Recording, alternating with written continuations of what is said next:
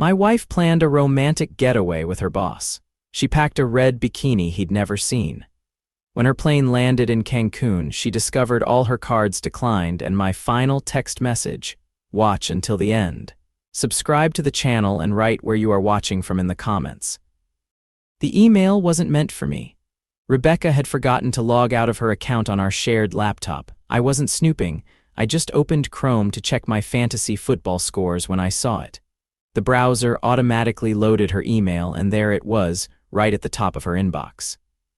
From James Whittaker, subject, next week's conference. The quotation marks around conference were what caught my eye. My wife's boss never used quotation marks like that in professional correspondence. I knew because I'd helped Rebecca proofread dozens of emails between them over the years. I shouldn't have read it. Part of me knew that.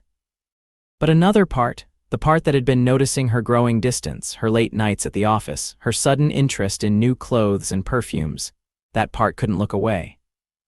"Rebecca, I've booked the oceanfront villa in Cancun as discussed. King bed, private pool, the works. I told Susan I have a technology conference and she bought it completely. 7 days of just us. No interruptions, no excuses, no holding back. I can't wait to see you in that red bikini you mentioned. Don't forget to create your cover story for Daniel. Maybe another team-building event. He's always been so trusting, it should be easy. See you tomorrow at the office. Try not to look too excited when you see me." I stared at those words until they blurred. James Whittaker, her boss of 3 years, the man who'd been to our house for dinner, the man who'd brought his wife, Susan, to our Christmas party just 4 months ago, the man whose kids played with our neighbors' children sometimes. I scrolled down to see Rebecca's original email. It was worse. "James, I can't stop thinking about last time. Daniel suspects nothing. He's completely clueless as always. I told him I might have a team event coming up, and he just nodded and went back to his video games. Sometimes I wonder if he'd even notice if I never came home. Anyway, I've been looking at Cancun villas like you suggested. There's an amazing oceanfront one with a private pool. I want you all to myself for a full week. I'll wear that red bikini you loved in the photo I sent you. Maybe nothing else. Make it happen." My hands were shaking. Clueless as always. Is that how she saw me, after 8 years of marriage? I scrolled up and down their email chain, finding bits and pieces of their correspondence that went back months. Weekend meetups disguised as work emergencies. Late nights at the office that were spent in hotel rooms. Plans for their future, plans that clearly didn't include me or Susan. I closed the laptop and sat in the dark. Rebecca wouldn't be home for another 2 hours. She was at a client dinner. At least that's what she'd told me. Now I wondered if she was with him, if they were laughing about how stupid and trusting I was over expensive wine.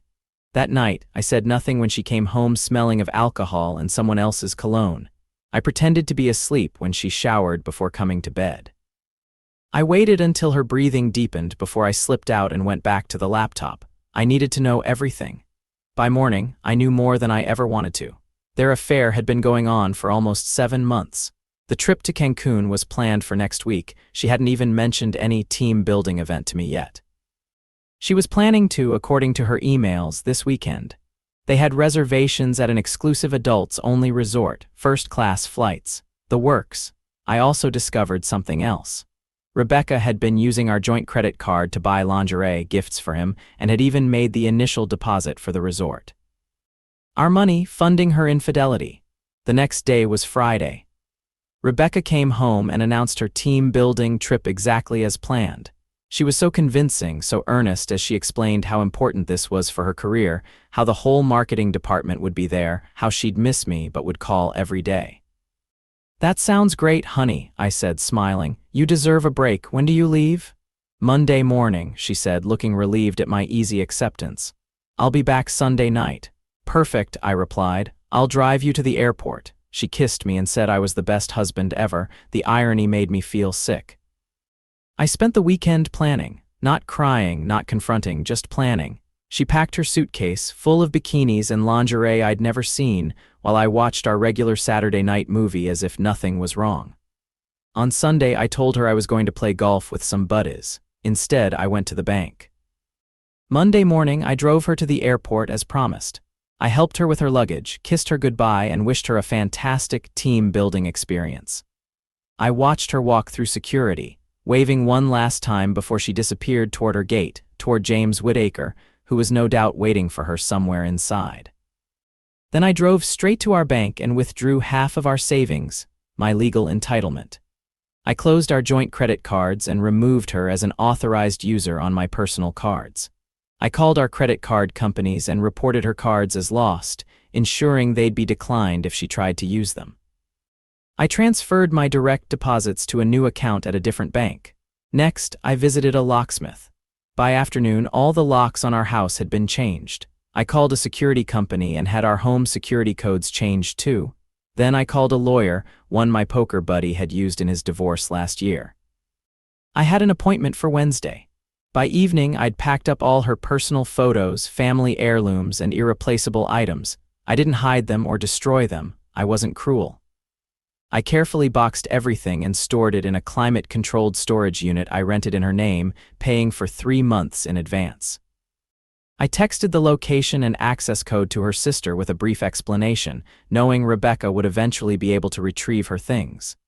Then I ordered takeout, opened a beer, and waited for the phone call I knew would come. It came at 8:17 p.m. I let it go to voicemail, same with the next 4 calls, then the text started. Daniel, my card got declined at dinner. Can you check our account? Are you there? I really need you to call me. WTF, all my cards are being declined. I'm stuck at this restaurant with James and the team and can't pay. The mention of the team almost made me laugh, still keeping up the lie even now. I finally texted back, ask James to pay. I'm sure he won't mind covering his date. 3 minutes passed. Then, what are you talking about? Enjoy Cancun, Rebecca. The oceanfront villa with the private pool sounds amazing. I hope the king bed is comfortable. I assume James booked it under his name, so at least you'll have a place to sleep. The phone rang immediately. I declined it. More texts flooded in, denials, then anger, then panic when she realized just how much I knew. Around midnight, after dozens of increasingly frantic messages, I sent one final text. Everything you need to know will be explained by my lawyer. I'll have papers for you to sign when you get back from your team building trip. Enjoy your vacation. Then I turned off my phone and slept better than I had in months. The week that followed was surprisingly peaceful. I took time off work, changed my email passwords, and told a few close friends and family members what had happened. The support was overwhelming. Rebecca's sister even called me to apologize for what Rebecca had done, confirming my suspicions that at least some of her family had known or suspected the affair. I used the week to reflect on our marriage. There had been signs, of course, the emotional distance, the sudden work emergencies, the guarded phone, the new lingerie I never saw. Classic affair behavior that I'd been too trusting to question. On Wednesday, I met with the lawyer and set divorce proceedings in motion. I provided the email evidence, bank statements showing her expenses related to the affair, and began the process of disentangling our lives. The lawyer assured me that her infidelity, documented so thoroughly in her own words, would make the divorce relatively straightforward in our state. By Saturday, I'd converted my home office into a proper bedroom, moved all my essentials to one part of the house, and mentally prepared for the confrontation that would come when she returned. I'd been sleeping with my phone off, but when I turned it on briefly to check emails, I found 79 missed calls and over 120 text messages. I didn't read them. Sunday evening came and I sat in the living room waiting. At exactly 6:43 p.m., I heard a key trying to work in the lock, then frustrated jiggling, then pounding. Daniel. Open the door, what the hell is going on? I walked slowly to the door but didn't open it. The locks have been changed, Rebecca. Your things are in storage. Unit 217 at Safe Store on Maple Avenue. Your sister has the access code. You can't do this. This is my house too. Her voice cracked with anger and panic. Actually, I can. It's called self-help eviction, and while it's a legal gray area, it's perfectly justified when a spouse abandons the home to conduct an extramarital affair. My lawyer has already filed the paperwork. You'll be served this week. This is insane. Let me in right now and we can talk about this. There's nothing to talk about. You're sleeping with your boss. You planned a romantic vacation using our money. You called me clueless and pathetic in your emails. What exactly should we discuss? There was a long pause. When she spoke again, her voice had changed, softer, pleading. Baby, please, it's not what you think. James and I, it was a mistake. A stupid, terrible mistake. I was going to end it. That's why I agreed to this trip, to tell him it was over. I actually laughed. Is that why you packed the red bikini he was so excited about, to make your breakup more convincing? Another pause. I could hear her breathing heavily. I love you, Daniel, not him, you. Please don't throw away 8 years over one mistake. 7 months is not one mistake, Rebecca. It's hundreds of decisions to betray me, hundreds of lies, and it would have continued if I hadn't seen that email. She started crying then, not the manipulative sobs I'd expected, but deep, broken weeping. For a moment, I almost wavered. Where am I supposed to go? She whispered. I believe James has a nice house, or there's always a hotel. I'm sure between the two of you, one of you has a working credit card. He left me there. When my cards got declined and I got your text, I confronted him. He panicked about his wife finding out and took the next flight home. He said I was on my own. Of course he did. Men like James Whittaker always run when things get complicated. I felt a strange mix of satisfaction and pity. That sounds like a personal problem, Rebecca. You've destroyed my trust in our marriage. I can't help you anymore. Please, Daniel, just for tonight. Let me in just for tonight and I'll get my things and go tomorrow, I promise. I knew better than to believe her promises now. No, your sister is expecting your call. She said you can stay with her until you figure things out. More crying than silence. Finally, I'm sorry. I'm so sorry, Daniel. I know, I am too. I walked away from the door, ignoring her continued knocking and pleas. Eventually, she left. I later learned from her sister that she'd shown up there around 9 p.m., a complete mess. The following week was a blur of legal consultations. Telling mutual friends what had happened, Rebecca was apparently telling a very different version and adjusting to my new reality. The divorce papers were served to Rebecca at her sister's house. According to my lawyer, she looked resigned when she accepted them. James Whittaker faced his own consequences. I hadn't planned to tell his wife, figuring it wasn't my place, but Rebecca apparently threw him under the bus completely. Susan Whittaker filed for divorce the same week we did. James was also facing an ethics review at work for his relationship with a subordinate. His carefully constructed life was crumbling just like mine had. 3 weeks after the Cancun trip that never was, Rebecca asked to meet for coffee. Against my better judgment, I agreed. She looked terrible, had lost weight, had dark circles under her eyes, her usual perfect appearance now haggard and unkempt. I signed the papers, she said, sliding a manila envelope across the table. Uncontested, as you requested. I'm not asking for anything beyond what you offered. I nodded, not trusting myself to speak. I want you to know that I've been in therapy, she continued. I know it doesn't change anything or fix what I broke, but I'm trying to understand why I did what I did, why I hurt the one person who always had my back. And, have you figured it out? I couldn't help asking. She stared into her coffee. Not entirely. Part of it was feeling invisible in my own life. Part was the excitement of something forbidden. Part was just selfishness. I convinced myself you didn't really see me anymore, so it was okay if I sought validation elsewhere. It's all just excuses, though. Yes, it is, I agreed. I would have done anything for you, Rebecca. If you felt invisible, you could have talked to me. We could have gone to counseling, taken a vacation, anything but this. I know that now. She looked up, her eyes filled with tears. For what it's worth, James was fired last week. His wife is taking him for everything. He blames me entirely, says I pursued him, classic narcissist.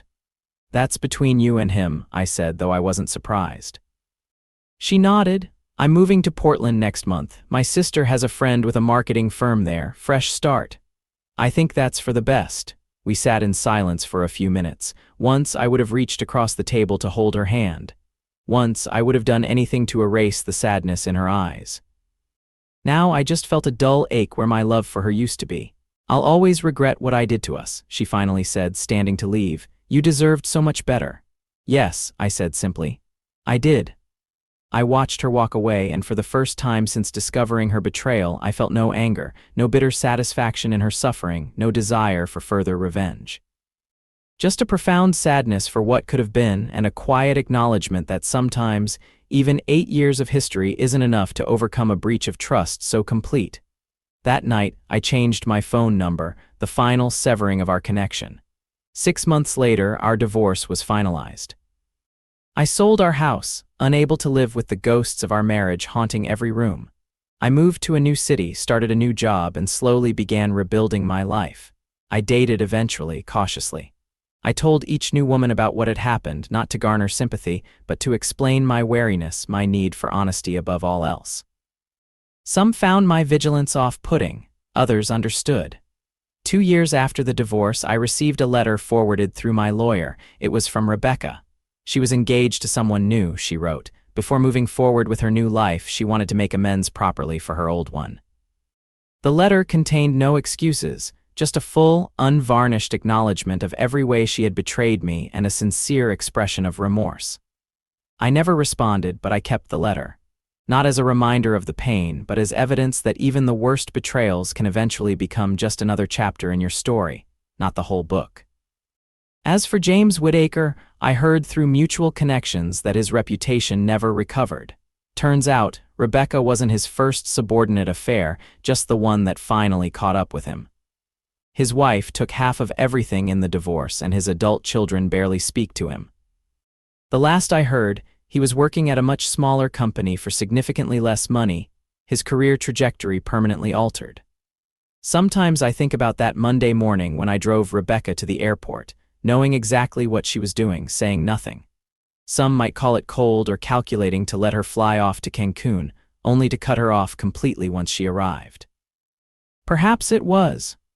But after 7 months of being played for a fool, I needed those quiet days to collect myself, to make my preparations without her manipulative presence. The way I see it, I simply gave her the vacation she so desperately wanted, just not the one she expected. She got her week away with James, free from the clueless husband who apparently didn't pay enough attention to her. Instead of the romantic oceanfront fantasy she'd planned, she got a harsh dose of reality, a glimpse of what life would truly be like without my steady support.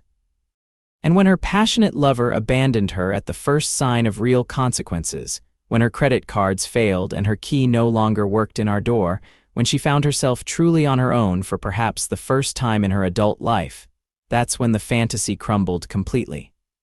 Was it revenge? Maybe. But it was also the cleanest possible break, a decisive end that left no room for the manipulative tears and false promises that might have swayed me had I confronted her at home. I sometimes wonder what would have happened if I'd never seen that email. How long would the affair have continued? Would she have eventually left me for James? Or would they have carried on indefinitely, stealing moments of passion while I remained in the dark, the unwitting support system for my wife's double life? I'll never know, and that's okay. What I do know is that sometimes trust, once shattered, cannot be repaired, and that's not necessarily a tragedy. Sometimes it's just the universe's way of redirecting you toward a more authentic life. 5 years have passed since that fateful day when I discovered the truth. I'm in a new relationship now with someone who understands that honesty is my non-negotiable requirement. We've built something solid and true without the shadows of secrets between us. As for Rebecca, I heard she got married to that man in Portland. I genuinely hope she's learned from our ending. I hope she understands now that real love isn't found in clandestine emails and stolen moments in oceanfront villas. It's built in the quiet reliability of showing up, day after day, in the unglamorous reality of ordinary life. Sometimes I think about that red bikini she bought for another man and I feel a momentary sting. But then I remember that I'm no longer the clueless husband waiting at home, eyes closed to the truth. I saw clearly, I acted decisively, and I reclaimed my dignity and my future. And in the end, that's worth more than any false marriage built on lies. Sometimes the most painful endings lead to the most authentic beginnings. My story didn't end with a betrayal. That was just the middle chapter. The ending is still being written, one honest day at a time. As for that fateful Monday when I changed the locks and blocked the cards, I don't regret it for a second. It wasn't about punishment or revenge. It was about finally standing up for myself after months of being deceived. It was about saying, this is the consequence of your choices. In the years since, I've learned that forgiveness doesn't always mean reconciliation. I've forgiven Rebecca not for her sake, but for mine. Carrying anger was exhausting, and eventually I set it down. But forgiving doesn't mean forgetting, and it certainly doesn't mean returning to a situation that caused such harm. The lesson I carry forward isn't about distrusting all women or protecting myself from potential pain. It's simply this: love yourself enough to walk away from anyone who disrespects you, deceives you, or takes you for granted. No marriage, no relationship, no history together is worth sacrificing your self-respect. Rebecca's last text, sent the day after I refused to let her into the house, reads simply, "I never thought you'd be strong enough to leave me." That's when I understood everything. In her mind, I was the weak one. The dependable, loving husband who would always be there, who could be taken advantage of because he lacked the strength to walk away. Her greatest miscalculation wasn't the careless email or the joint credit card charges. It was underestimating my capacity to value myself above her. The strongest thing I ever did wasn't changing the locks or blocking the cards or even filing for divorce. It was looking directly at the painful truth and refusing to accept anything less than the respect I deserved. That's not weakness. That's the kind of strength that changes your life forever.